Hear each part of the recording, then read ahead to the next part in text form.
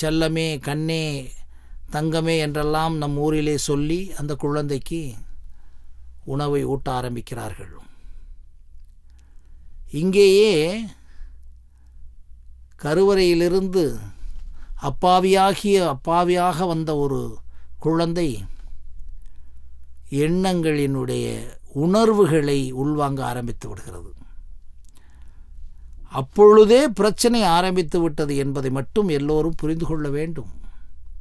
அந்த பிரச்சனைகளை அந்த குழந்தை உள்வாங்கி கொண்டிருக்கிறது.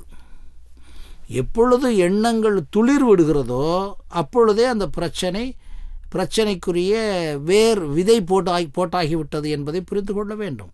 ஏனென்றால் எங்கே அந்த குழந்தைக்கு வெறும் அதாவது எல்லா குழந்தையும் நல்ல குழந்தைதான் மண்ணில் பிறக்கையிலே என்று கூறினாலும், நான் பல தடவை சொல்லியிருப்பது போல அந்த குழந்தையினுடைய மரபணு திறனின் அறிவோடு, ஜெனட்டிக்கல் இன்ஃப்ளூவன்ஸோடு பிறந்த குழந்தை எவையெல்லாம் உள்வாங்கப்படுகிறதோ அந்த உள்வாங்குதலுக்கு தகுந்தவாறு அந்த குழந்தையினுடைய மாற்றங்கள் இருந்து கொண்டிருக்கிறது.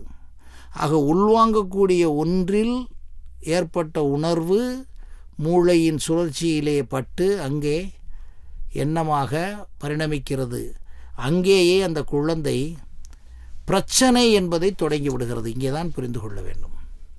ஆக ஒரு மனிதனுடைய பிரச்சனை, இன்றைக்கு கோபப்படுகிறான் என்று நினைப்போம், இன்றைக்கு ஆத்திரப்படுகிறான் என்று நினைப்போம், இன்றைக்கு நம்மோடு அகங்காரமாக பேசுகிறான் என்று நினைப்போம், இன்று பிடிக்கவில்லை என்று பேசுவதாக நாம் நினைப்போம். அப்படி அல்ல. ஒவ்வொரு உச்சரிப்பிற்கும் ஒவ்வொரு செயலுக்கும் அதனுடைய பின்னணியை ரிவ்யூ பண்ணீர்களானால் பல ஆண்டுகளுக்கு முன்னாலே ஏற்பட்ட ஒன்றினுடைய தொடர்பாகத்தான் இருக்கும். பல மாதங்களுக்கு முன்னாலே, பல நாட்களுக்கு முன்னாலே. எப்படி வைத்துக்கொள்வோம்? ஒரு செயலின், ஒரு உச்சரிப்பின், ஒரு வெளிப்பாட்டின் ஒரு உண்மை எங்கு இருக்கும் என்றால், இது மாதிரி இது தொடர்புடைய இந்த சூழலை சார்ந்த ஒன்று அல்லது தனி மனிதனால் ஏற்பட்ட சூழலாக இருக்கும் அல்லது அவர்களுக்கு முன்னாலே, அதாவது future environment, past environment and future environment, கடந்த சூழலை வைத்தும் இந்த மனிதனுக்குள்ளே சில உருவாகியிருக்கும். நீங்கள் பிரச்சனையை பற்றி பேசும்போது சரியாக புரிந்து கொள்ள வேண்டும். ஒரு மனிதனுக்குரிய பிரச்சனை என்பது இந்த வினாடியில் பேசுவதல்ல. 3 விதங்களில் அவனுக்கு பிரச்சனைகள் உருவாகின்றன. அவனுடைய பாஸ்ட் எக்ஸ்பீரியன்ஸ் அவன் அடைந்தது, அல்லது அவனை சுற்றியிருப்போர் அவனுக்கு அடைய வைத்தது, அல்லது அவனுக்கு பிடிக்கவில்லை என்றாலும் எங்கிருந்தோ அவனை அடைய வைப்பது. உதாரணமாக சுனாமியை எடுத்துக்கொள்ளுங்கள். சுனாமிக்கும் நமக்கும் சம்பந்தமில்லை. ஆனால் சுனாமி வந்தவுடன் அந்த சுனாமியினால் மரணங்களை தழுவிய மக்களை எல்லாம் அப்படியே பள்ளங்களில் போட்டு புதைக்கும் போது நமக்கெல்லாம் ஒரு வேதனை ஏற்பட்டதல்லவா? அந்த வேதனை எதை சார்ந்தது? சுனாமியை மட்டுமல்ல, இந்த சுனாமி உருவாகக்கூடிய முதல் அந்த ஆணிவேரிலிருந்து கரெக்ட் பண்ண வேண்டும். அப்பொழுதுதான் அந்த சுனாமியுடைய ரகசியம் புரியும். இதை போன்றே ஒரு மனிதனுக்குரிய பிரச்சனைகள் எல்லாம் அவனுடைய தனி மனிதனால் அந்த வினாடியில் உருவாகியதல்ல. இது அறிவியலும் ஒத்துக்கொள்ளும், உளவியலும் ஒத்துக்கொள்ளும். ஆனால் அதை நாம் பார்ப்பதல்ல. அதைத்தான் யூஜிகே சொல்லுகிறார்.